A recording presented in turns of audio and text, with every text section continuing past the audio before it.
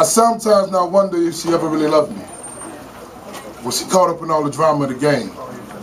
You see, we were two young souls forced to grow up real fast, not knowing that our lives were gonna never be the same. I sometimes felt as if I was her puppet, by her side no matter what drama life would bring.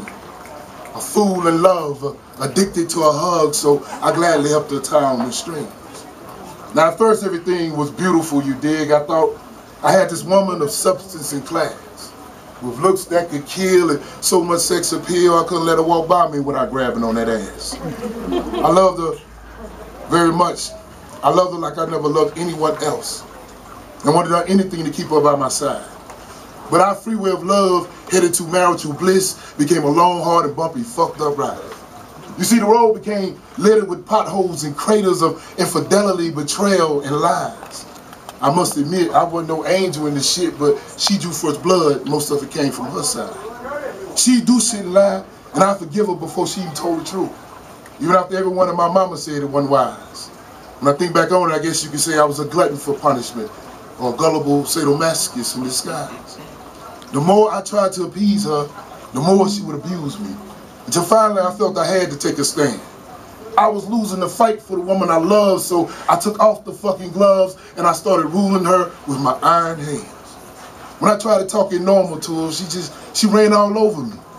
Cursing and yelling, she don't think she fucking understand. When I was meek, she treated me weak. So I sent the 50-50 shit up the creek. But I made her hate me more, trying to prove to her I was a real man. Bigger, louder, more articulate with my words, but never once did she say, baby, I was wrong, you were right.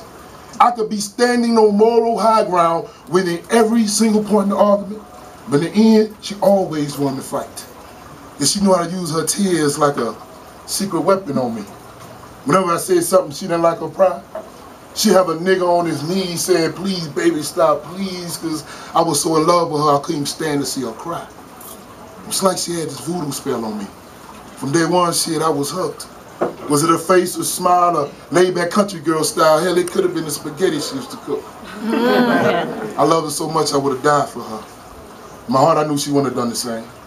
Retrospect, I figured the reason she had left up until then was out of convenience or just plain financial gain.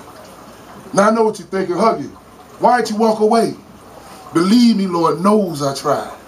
To get me back didn't take much of a lame sob story and a real good fuck. But sometimes there was just a certain look in my daughter's eyes. You see, I had made a vow with God, and I was determined to ride it out. Determined not to break up my family. I would have been content to spend the rest of my days as this lovesick puppy slave to a woman who wasn't truly in love with me. But my aspirations was always her inspirations. It doesn't matter how you want to define the meaning. What it meant to inspire her to do whatever she wanted in life, or just to make sure she stayed healthy and green. But her loyalties and devotion never came close to mine. To give you a quick analogy to kind of show you what I mean. It's like she was diving and I see a love with snorkel gear on while I'm using a fucking submarine. And one day we were arguing about some drama that happened in the past. I said, I'm leaving if you don't tell me the whole truth. Then them tears started to well. She said, I ain't giving you the gory details. I said I was sorry, so you do what the fuck you got to do.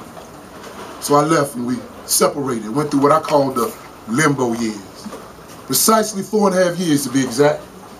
I spent 2.5 years trying to convince myself I didn't love her, then I spent 2 fucking years trying to get her ass back. And it was hard, depressing time for me. I felt like I hit rock bottom. Kind of shame to admit it, with many nights I cried. Weed, wine, and women became my cure, and I started acting young and immature, but it was just the front to hide the pain I was feeling inside. And my friends was like, nigga, snap out of her. You talk up on the pussy anytime you want it. Why are you so determined to keep her as your wife? Hell, if I paid that much in child support, I consider her as a private first-class hoe and do whatever the fuck I want with the rest of my money in life. But I asked her, what would Martin Luther have done without Coretta? I was Cliff Huxtable, she was my clown. Now I got to go on without my queen at my side, and somehow this shit don't seem fair. There aren't no good mornings for me anymore if I can't wake up with her in my arms. The smell of her hair had became my sunlight. Her soft warm skin had became my dawn. So I jumped back in the ring of love for one more round, certain what the outcome would be. Like Teddy, it became a love TKO. And now the whole town's laughing at me. And never in my wildest dreams or nightmares, if you will, I figured this is the way this shit is gonna go down.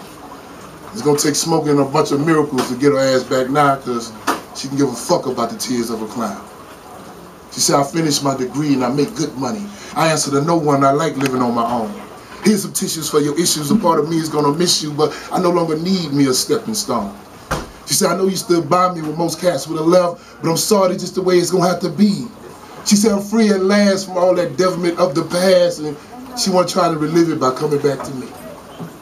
I said, if that's the way you feel, ride the fuck on out, bitch. I figured you had paid enough for your crimes. So every time you lied and you hurt me in the past, you hurt yourself worse at the same fucking time. I long for giving you these. It was the lies after the fact. And I'm tired of giving you the benefit of the doubt. Yeah, you say I preach and I treat you like a child, but you kept giving me so much shit to preach about. So here's my total capitulation, goddammit. You ain't deserve a nigga like me anyway. Yeah, you look at me and you see a cold stepping stone, but I'll be damned if I ain't gonna be a diamond someday. The love I gave you was a rare and precious gem, and you misused it and abused it without any care. I'm gonna find a new source of light, and it's gonna shine ever so bright. Just don't burn your retinas on the glare. You see, one day, I'm gonna find me a real Nubian queen, and she'll love music and poetry and art. And we'll get married and make sweet love in a big house with garden tubs, and she won't take advantage of me or my good heart. I should have kicked your ass to the curb a long fucking time ago. But I let my good-hearted nature give you a pass. How in the hell you supposed to be tired of my shit when I was constantly kissing your ass? And I know you're gonna throw that pussy at me in the future when you want something. I'm telling you right now, I don't even fucking want it. I done capped and saved your ass so many goddamn times, niggas calling me the brown fucking hornet. You damn right I'm bitter. And I got every right to be. I gave you my all till I had nothing left. My money, my cars, my time, my love, my soul, my rhymes. Just wasting on a woman's only concern was herself. If it wasn't for my daughter, I wouldn't even want to fucking see you. I'd rather be like a drop of rain, falling from the clouds, hitting the ocean, rolling with the tides, never to be seen or heard from again. That's better, y'all. Thank y'all, man. I got to see you guys.